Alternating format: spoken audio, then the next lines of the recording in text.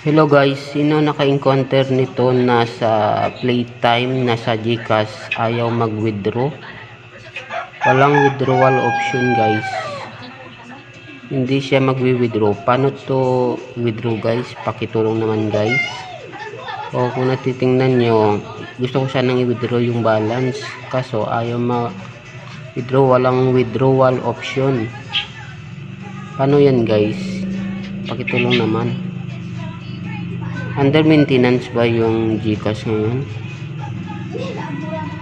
Sayang kasi baka mawala yan. Marami kasing ngayon. Pwede ka mag-deposit pero ayaw mag-withdraw. Kung pindutin mong withdrawal walang withdrawal option.